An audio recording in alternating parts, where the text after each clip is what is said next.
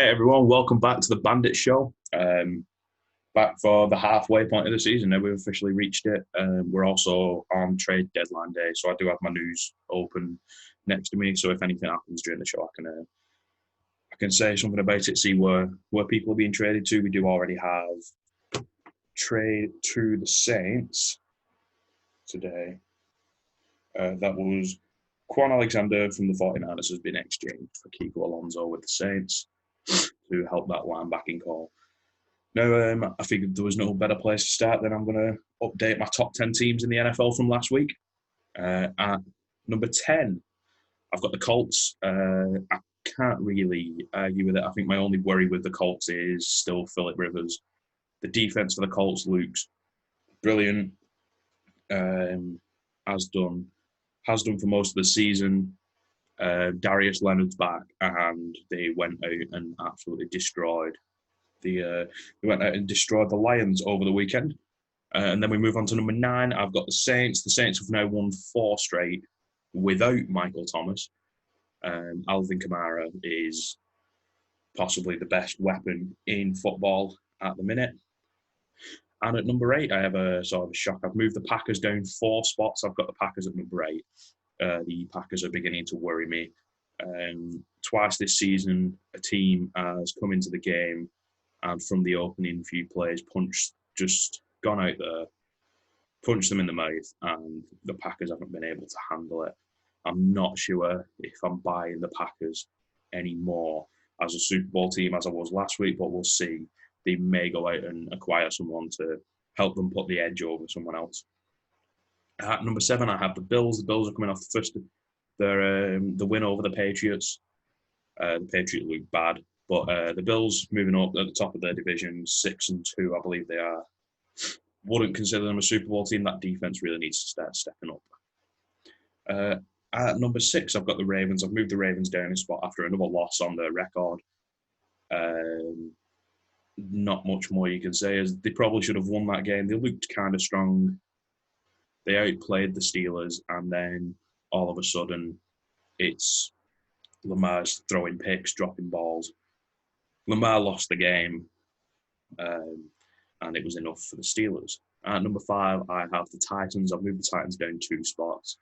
They got absolutely wiped out by the Bengals, of all people. It was the first time all season that Joe Burrow hasn't been sacked, which clearly gives the line that, well, now the Titans need a pass rush, and they may go out at the deadline and try and pick someone up. Which could help bolster that. And obviously, I'm keeping an eye on it. So if anything happens and someone is traded, I can let you know whether the Titans have made that move that they need to make. Obviously, trade deadline day today. At number 4, I have the Seattle Seahawks. I've moved the Seattle Seahawks 3 places up after a really good game. After a really good game against the 49ers, Seattle's still a number 1 scoring team in the NFL. Russell Wilson playing MVP caliber football still. DK Metcalf is an absolute monster at wide receiver. And the defense actually looked good. That might be because obviously the 49ers are dealing with some injuries, but they are playing well, the 49ers, and obviously Seattle managed to show up and actually do something about it. At number 3 might be the shock of all this. Number 3 is the Steelers. I've moved the Steelers 3 places up. I'm buying into them a bit more. The 7-0, only team not to lose a game. I still have questions about the offense and Big Ben, but the defense, that defense is a Super Bowl caliber defense. If they're going to win a Super Bowl, it'll be based on that defense. At number 2, in the same place as last week, I have the Chiefs. The Chiefs, they played the Jets. I didn't have an excuse to move them down because they dominated the Jets. Didn't have an excuse to move them up because it was the Jets. Patrick Mahomes threw for, I think, 400 yards and 5 touchdown passes, put the team on his back. That game was actually close in parts. Probably shouldn't have been. And at number 1, I have the Bucs. The Bucs are probably the most complete team. They did struggle last night. Did have a close game against the Giants, but I'm going to put that down to the fact that the Giants are getting better each week. They're actually buying into Joe Judge's system. moving forward and playing hard every single week. So, quick run through. I've got Colts at 10, Saints at 9, Packers at 8, Bills at 7, Ravens at 6, Titans at 5, Seahawks at 4, Steelers at 3, Chiefs at 2, and Bucks as the number 1 team in the NFL right now. So I would like to point out at this point, I would like to just throw in there that this is obviously available in an audio version over Spotify. If you want to go there and just listen to me talk about this stuff rather than watch it, obviously up to you. Another thing I want to just chuck in there, I'll chuck in there now. The Bandits this year are taking part in Movember. As you can see, I've already started. There's quite a few other stylish choices by the Bandits that can be viewed over the Bandits Facebook page, all in an effort to raise money for men's health. If you do feel like donating to a great cause that is Movember, or signing up yourself and growing a mo, save some bros, then I will post a link in the description to both the Movember sign-up page and the Bandits donation page. Now, I figured this was it. So we've got to week 8. We are at the midpoint of the season. I'm going to go on a MidSeason Awards. So I've got coach, midway point coach. I struggled here because I wanted to give it to Brian Flores. As a Dolphins fan, a lot of people will notice that Brian Flores is doing a great job in Miami. But I've given it to Mike Tomlin. He's bounced back off last year. I think he should have received Coach of the Year last year for what he did with a team that was falling apart. He kept them in the playoff race until the last week of the season. Now, I think he's obviously bounced back. He's got Mike Tomlin back, and they found Chase Claypool, who's popping off. But I think Mike Tomlin's built a defense that is knocking teams out, and Mike Tomlin, sitting at 7-0, is my Coach of the Year at the midway point. I've got my Rookie of the Year, and I think it kind of has to be Joe Burrow. Joe Burrow is Rookie of the Year. I think he's walked into a terrible situation, and he's playing his best football at the minute. He's playing well with his wide receivers. Like I said, this week was the first time he's not been sacked. The only thing that worries me is that he's throwing so much. They need to develop a run game, which is obviously going to come over time. They're probably going to draft some more linemen, try and draft a running back, that sort of stuff over the next few years. Joe Burrow is my Rookie of the Year at the midway point. I was going to give out offensive and defensive players of the year, but it's sort of hard to do at this point. Obviously, as the season progresses, I'll probably do one for the end of the season. But my MVP so far, as probably most of you can guess, is Russell Wilson. Russell Wilson has played lights out football every single week. You can't really dispute it. Russell Wilson is currently the MVP of the league. I would have to argue that Patrick Mahomes working his way into the conversation, Tom Brady working his way into the conversation. I would say Aaron Rodgers has lost some of his place in the standings for MVP over these past 2 losses. You can't go out and play like that and expect everything to be okay. One more award to give out. Lucky Bastard of the Week, and I'm going to give Lucky Bastard of the Week to Paul Bennett from the Bandits. You may have seen him a few times on the show, and he's receiving it this week because he got in a trade for Darren Waller, Dalvin Cook, who went out and scored 4 touchdowns this past week and basically won Paul the game, although it was a complete blowout by Paul. If you want to keep up to date with the Bandits Fantasy League, make sure to go and follow the Bandits Facebook page, where updates are posted there every single week to make sure you can keep track of all the results. Now we can move on to our main topics of the week. My first topic is, what the hell are the Chicago Bears? Are the Chicago Bears good, or are they complete trash? Chicago Bears currently sit at the number one spot in the NFC North, the same division with the Green Bay Packers. Now, I'd like to remind you that the Packers are in the top 10 of my teams, but currently don't sit at the number one spot in their division due to 2 bad losses. Now, and the Packers have had the bye week. I'm not sure if the Bears have. Now,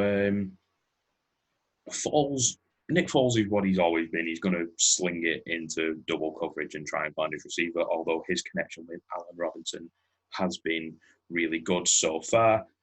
This year, since he stepped in, there is actually talk about whether they should bench him for Mitch Trubisky, just because they're losing games. They're losing quite close ones, but they took the Saints to overtime. Nick Foles came back, threw for 10 points in the last few minutes. Got them 10 points in the last few minutes. He managed to take it to overtime. They did kind of bottle the overtime. They did have a chance to win it, but did not.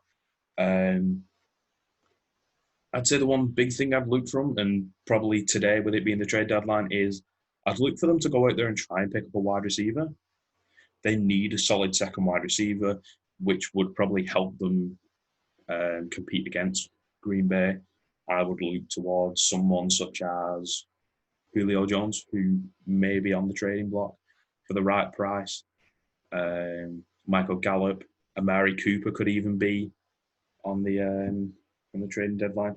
News is open that apparently Washington is very open to a trade for Dwayne Haskins. I might really go for a bad franchise to maybe try and pick him up. We'll see what happens. The thing with the Bears is, now a lot of people are going to say, they're just trash, but they're winning games. So what's the problem? If they make the playoffs, is it that bad of a team? Like, they are winning games. They've won 5 games so far. In spite of everything, I mean, they were 5-0. Was it 5-0 or 5-1? Sorry, like how can you argue with a team that's winning games? I mean, if they can keep up this sort of record, they only have to play Green Bay in week 12, and that's probably going to be I think they only play them twice. So I don't think they've played them yet this season, and that will be one of the sort of the deciding games for that division. So if they can get a win out of it, they may just win that division. And at the start of the year, I mean, a lot of us had them falling completely off a cliff. I know I did. I had them going 4-12. I mean, to be fair, they could still finish 5-11 and lose out now. But it just seems unlikely with the way everything's happening that they're going to lose the rest of their games. And I mean, would you have picked the Bears to probably win their division against Green Bay? A Green Bay team that looked good last year, and we knew that needed improving, but they looked like they were still going to lead the division. I think a lot of us picked the Vikings to win that division, and that's gone completely wrong. But this is the year 2020 where nothing seems right, and the Bears currently sit at number 1 in their division. Now, let's move on to the Pittsburgh Steelers and the Baltimore Ravens game. Now, the Steelers' defense is scary good. Within the first few plays of the game, they had a pick 6. That was, I think, a mistake by Lombardo. And then I'm going to move on to the point, and it's a point that gets talked about a lot, but it's now starting to seem like Lamar can't win the big game. I mean, he lost this game. His team won the game. He lost the game by, I think, was it 2 fumbles or 2 or 3 fumbles, something like that. 2 fumbles, 2 picks. One of them was a pick 6. That he had too many turnovers to be able to win a game, and that's what I think happened over the past. That's what happened over the past week. And when it's Lamar that's the one that's losing the game. No, I'm not denying that The Ravens are a good team. The Ravens are still going to win games. The Ravens are still going to make the playoffs. That's going to happen. However, we should worry about Lamar in big situations. He's taken a step back. I wanted to see him improve in his passing game. He's clearly not improved in his passing game. He's still dynamic, but people have now figured him out that if you can stop him from running, like people were worried last year, like, oh, we have to stop both his passing and his running. No, just stop his running and he can't pass. Stop his running and make him throw tight window passes. That's it. And I think that's why the Steelers were so good, because they can play man coverage. If he comes up against another team that plays a lot of man coverage, he's probably going to struggle again. Now, the thing is, when I say he doesn't win big games, so in his first year he lost to the LA Chargers in the playoffs. That's a big game that he needs to win. Then the next year he went out and they lost in week 2, 3, or whatever. They lost to the Kansas City Chiefs it was about week 5. They were 2-2 or something. They lost 2 games back to back. They lost to the Kansas City Chiefs, and then they went on that magnificent run and won absolutely loads of games.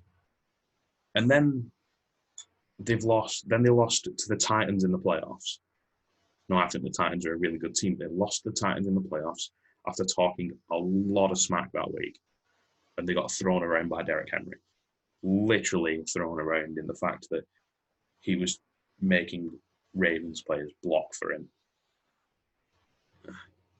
And then this year, he's come out, they've won games, they've won big against Cleveland in week 1. They've won big against other teams, they've looked dominant, and then it's like they played Kansas City and they looked outmatched, outgunned, completely in over their heads. They obviously just played Pittsburgh and they couldn't win because of Lamar. Now, I wonder if this whole narrative that Lamar can't win the big game is in Lamar's head. He's got to do it if he wants the Super Bowl. And I think if you're the Ravens, they have to do it now before they have to pay Lamar $35 million a year. Because they're going to have to. They're already paying a lot of people, and they're going to have to pay Lamar a lot of money to keep him in Baltimore. And the thing is that this team just doesn't fill me with confidence when they're going to do that. It's like the Packers last year. No one bought into the Packers because they're losing 1-point games. They're losing really ugly, like they're winning really ugly. They got blown out by San Francisco. No one really bought into the Patriots because of the streak towards the end of the year. No one, like, people can see when something's up, and I think people can see that something is wrong in Baltimore that needs fixing. Something needs doing to help them win. Like I said, Lamar's not progressing in his passing game. I think he's completed under 60% of his passes for most of his games this year. And then you compare it, if you want to put him in that, and people want to put him in that category of the best quarterback in the league, but the best quarterback in the league is Patrick Mahomes, who's completing over 60% of his passes, over 65% of his passes. There was a point in the season where Russell Wilson was completing 80% of his passes. You can't put him in that category of best QB in the league when he doesn't show that he's the best QB in the league, stat or in game. I don't know. The Ravens can't win a big game at the minute. I probably wouldn't pick them for a Super Bowl. Now, one thing I do want to do is I want to talk draft. First, I want to play, what I'm going to do is I'm going to play a game based around Clemson quarterback Trevor Lawrence, and listed the game as Trevor or Never. During this time, I'll list off a couple of teams and I'm going to tell you if I was in the ownership or some sort of management, whether I would draft Trevor Lawrence.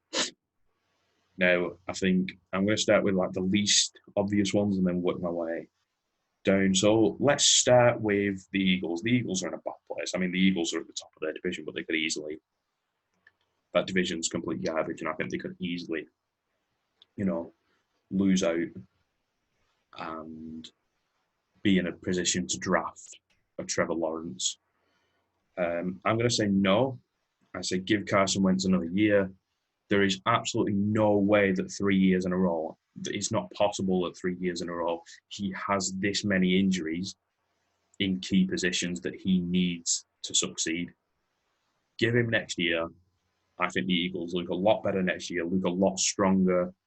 I think Carson Wentz looks brilliant next year. This is a weird year, as we all know. But I would say to the Eagles, never draft Trevor Lawrence. Do not do it.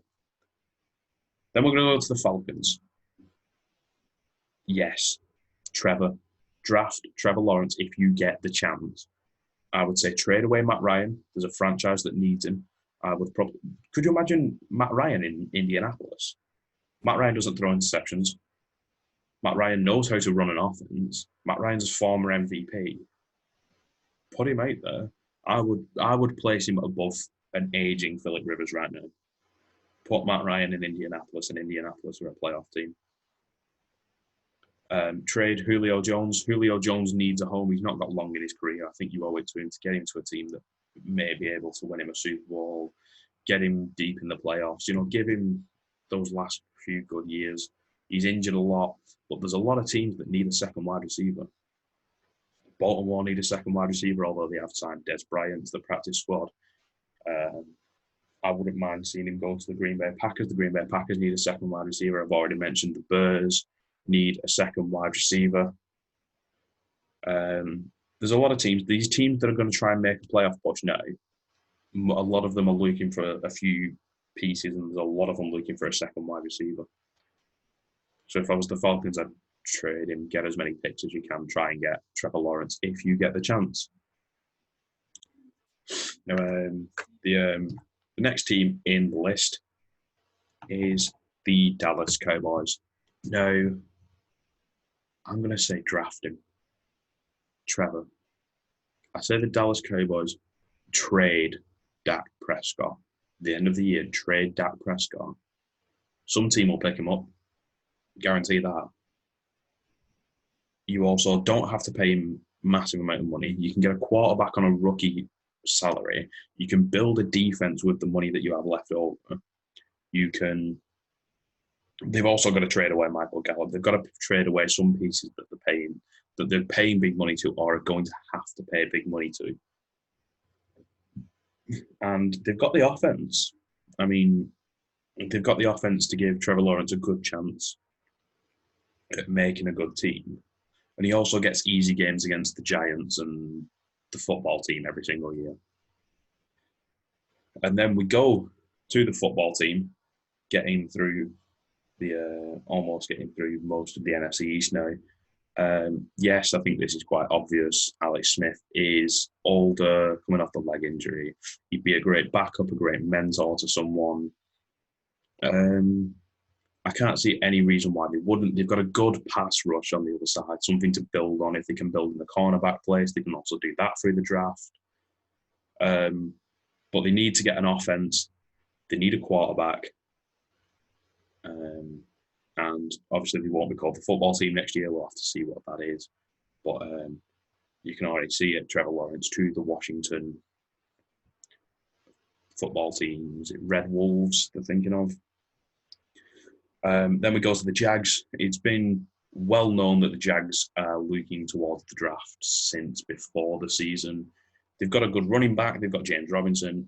DJ Chark is a good wide receiver. Laviska Shenault looks good. They've got pieces on the offense. They need to build an offensive line, rebuild a defense that not long ago, and you think it was only 2017, was competing for an AFC championship. They need cornerbacks. They need cornerbacks, need linebackers. I think their pass rush is okay and can do okay without much building doing to it. However, the problem is the Jags going to move to London in the next few years, which is obviously a big topic that might actually come up. They don't show much love to staying in Jacksonville. Now, the big one is everyone's fear is that the Patriots somehow get Trevor Lawrence. If I was the Patriots, draft Trevor Lawrence. And if I was Bill Belichick, I would say retire. Leave your legacy as the greatest coach of all time. However, I do think Don Shula may have been better, but that's a bit biased. But yeah, leave your legacy as one of the greatest coaches of all time. Hand everything over to Josh McDaniels. He stayed at the Patriots waiting for this job for so long. I think it's time that we see what happens. If you was Bill Belichick, why would you stay in a bad situation with no cap space, no money, no nothing, to do a rebuild that's going to take up most of your next few years? It's going to take 3 to 4 years to rebuild this team. You've got to think they have bad wide receivers. They don't really have a running game. They need a quarterback that's then going to need to learn the system. They need a new O-line. They need a tight end. This offense is going to take more than one draft, one off season to rebuild, especially considering the fact that they have no cap space. They only paid Cam Newton $1 million, and Bill Belichick came out this week and even said that over the past 5 years they sold out and paid everyone like as much money as they could, just so that they could win 3 Super Bowls in the past 5 years. They played in multiple AFC Championship games, played in an extra Super Bowl. And this is it. It was very un-Bill Belichick, but Bill Belichick knows what happened. And if I was Bill Belichick, I'd consider this my last year. One last ride. Obviously, everyone wants that last ride to be a Super Bowl, but one last ride, retire, go and live your life, maybe move into the front office. He knows how to build a team. Maybe move into a general manager's role. Could be that could really continue his career if he does want to stay in football. Moving on to the Vikings. Now, this is going to be an odd one for the Vikings, but I'm going to say never. Don't draft Trevor Lawrence. One, I don't think they're going to get into a close enough spot. I mean, to be fair, the Patriots probably aren't going to get into a close enough spot. Whoever's first overall is going to get him. But I think the Vikings QB is going to be out there without a draft. I think the Vikings QB, because they've still got a good roster, they need some help at safety and corners, which could be done through the draft. But the Vikings quarterback is going to be out there. I think I've just mentioned Matt Ryan. Sam Darnold's probably not going to be with the Jets if they do draft Trevor Lawrence. And Sam Darnold could actually blossom into something good. There's going to be quite a few QBs on the market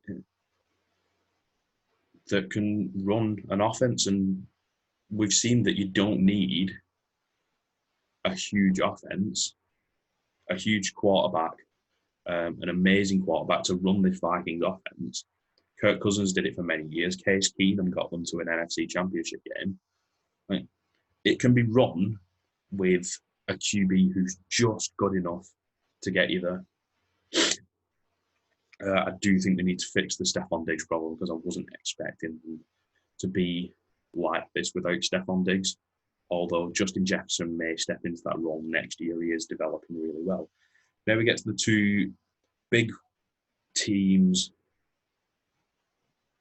coming out of New York. It's the Giants. I'm going to go Giants first, and I'm going to say the Giants should draft Trevor Lawrence.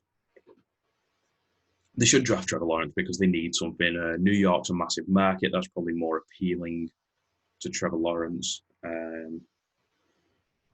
The Giants are building pieces, and I don't know if Daniel Jones fits into that system. And I think Daniel Jones will probably get another chance somewhere else, but Daniel Jones' fumbling problem, he did obviously hold the Bucs close last night. Let's just see, but they need a distributor. Because if they have someone who can get it to multiple wide receivers, because they have Sterling Shepard. They have a sort of good wide receiver core. If they can get it to other wide receivers, that takes pressure off Saquon Barkley. He doesn't have to run as much. He doesn't have to be this explosive 2,000-yard-a-year runner sort of player. He can relax, do what he needs to do, and be good. Obviously, everyone's buying into Joe Judge. Everyone's playing better under Joe Judge. This is probably the time to get your quarterback of the future and move into it. And I think Trevor Lawrence could be going for Big Blue. And then obviously the worst team in the NFL right now is the Jets.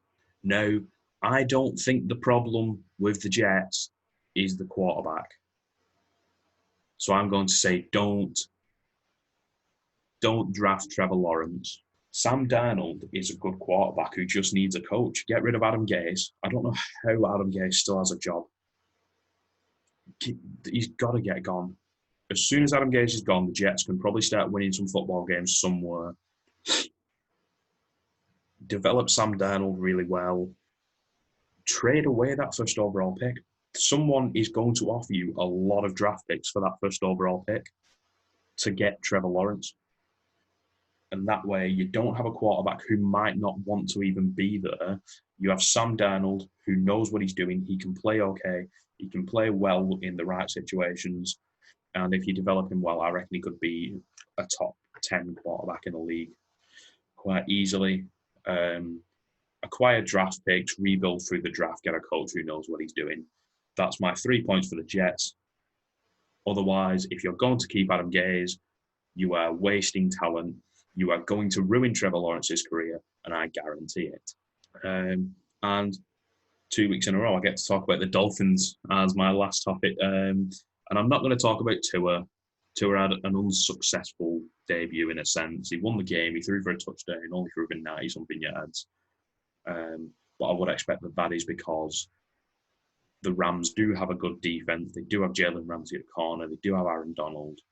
And it was quite a small list of players they probably gave, and they probably said, relax, we're going to do this. We're going to win through other ways. And the other ways was the defense. As of today, the Dolphins have the best defense at points per game allowed. Since Byron Jones came back, they have won, is it 3 straight now? They've won 3 straight since Byron Jones started playing again. Xavier Howard plays well. Christian Wilkins is developing something good. Carl Van Noy's come back off injury and getting fumbles.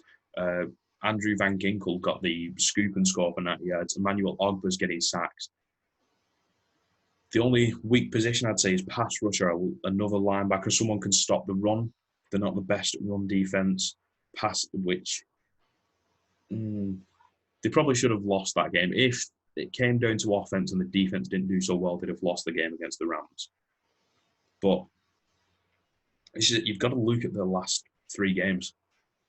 They've dominated San Francisco, a San Francisco team who stayed within 10 points of the highest scoring team in the NFL.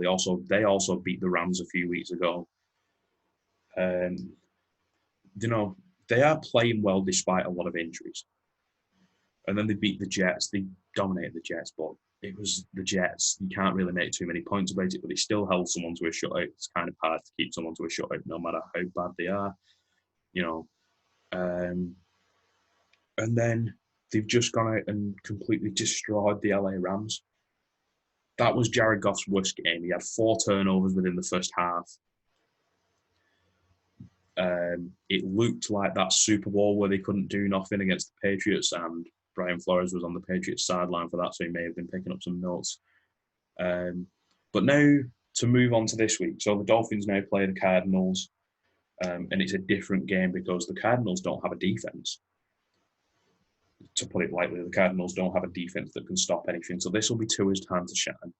This will be the one where they give him more of the playbook, probably 50% of the playbook to work with, and they say, go out there and try and throw for a few touchdowns and do it.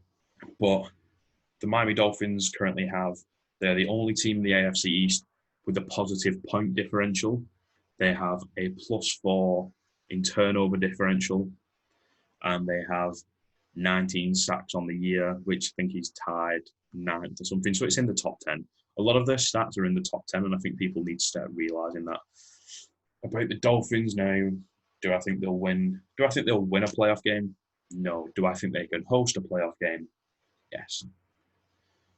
And this is the thing. This week it's Kyler Murray, and you've got to scheme differently for Kyler Murray. Make sure you can get pressure on him, push him about a bit. But like I say, this will be Tua's time to shine, and I'm going to leave with the fact that the Dolphins' defense is legit. The Dolphins' defense can carry the Dolphins to a home playoff game, and I truly believe it. Let's keep looking at this. They've got an easy schedule for the next few weeks in the sense of they've got Arizona, they've got the Chargers, they've got the Jets, they've got the Bengals, and then it's the Chiefs, and that Chiefs game will be a big game. And in the last few weeks, it's the tough teams. It's the Chiefs, it's the Raiders, it's the Chiefs, Raiders, Bills, Patriots in the last few weeks. So it's those last two games that'll be big for the division.